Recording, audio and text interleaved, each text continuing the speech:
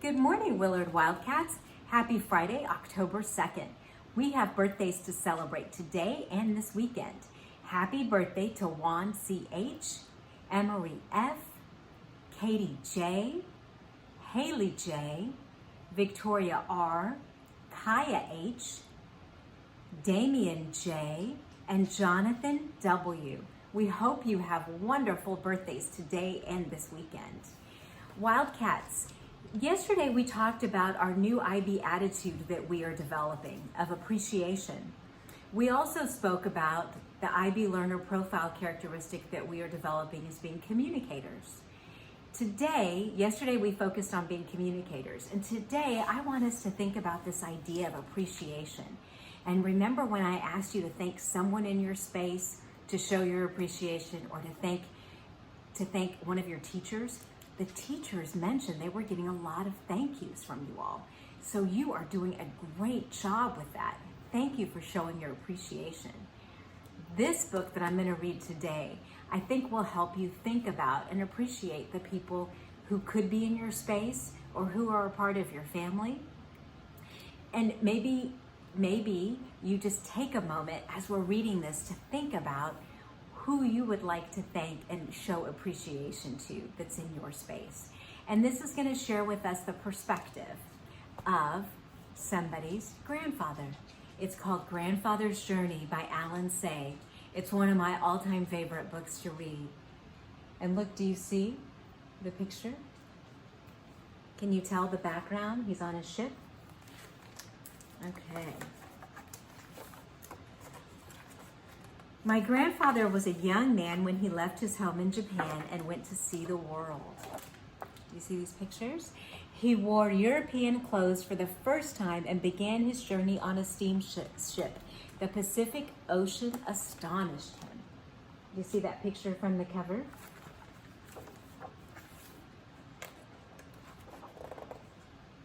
For 3 weeks, he did not see land. When land finally appeared, it was the New World.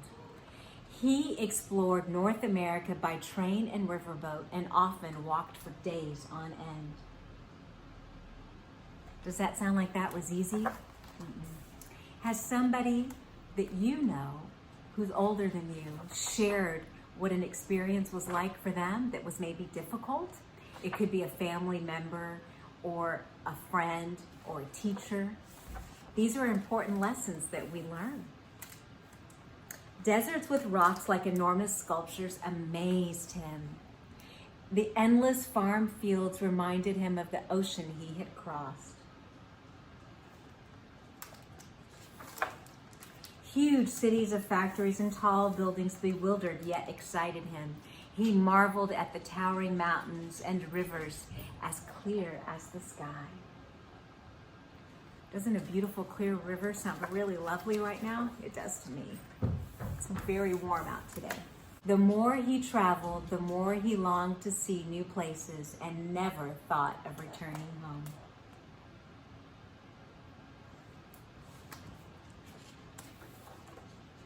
Of all the places he visited, he liked California best.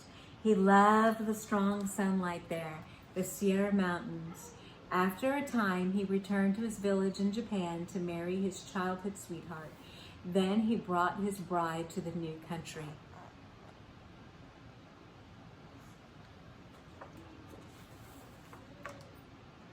They made their home by the San Francisco Bay and had a baby girl. As his daughter grew, my grandfather began to think about his own childhood. He thought about his old friends.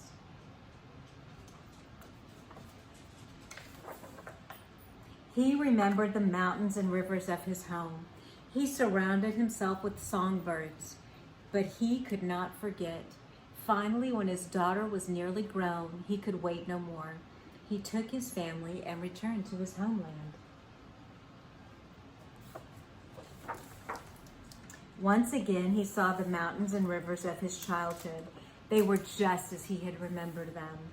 Once again, he exchanged stories and laughed with his old friends. But the village was not a place for a daughter from San Francisco. So my grandfather bought a house in a large city nearby. There, the young woman fell in love, married, and sometime later, I was born. When I was a small boy, my favorite weekend was to visit my grandfather's house. He told me many stories about California. He raised warblers and silver eyes, but he could not forget the mountains and the rivers of California. So he planned a trip. Do you think he couldn't forget the rivers meant he appreciated them? Yeah. Can you appreciate the land? Mm-hmm.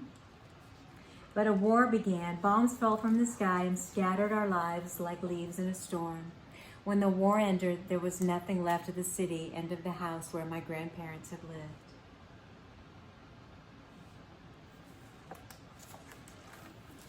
And I know our second graders will learn about this in their curriculum. So they returned to the village where they had been children, but my grandfather never kept another songbird. The last time I saw him, my grandfather said that he longed to see California one last time, but he didn't.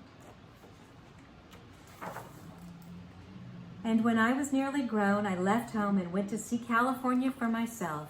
After a time, I came to love the land my grandfather had loved, and I stayed on until I had a daughter of my own. But I also miss the mountains and rivers of my childhood.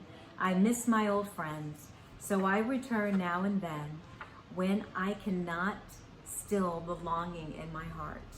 The funny thing is, the moment I am in one country, I am homesick for another. Do some of you know more than one country that you visit sometime? Do you get homesick for the other country? I think I know my grandfather now. I miss him very much. Wildcats, sometimes we have to think about other people's experiences and appreciate what they went through. So when they share stories with us and share their perspective, then we have a deeper understanding. I encourage you to ask somebody in your space about their experiences. I encourage you to think about how this connects with what you're learning in the classroom. I know second graders study the war that was mentioned in this text, and I know fifth graders are finishing up their heritage projects. So there's lots to think about here. And be an inquirer. Remember, we talked about that a lot last month. Ask a question of someone in your space and what it is they appreciate and love about the world around them. Wildcats, we are going to see you on Monday. Remember, we are safe, respectful, and responsible. Have a wonderful day.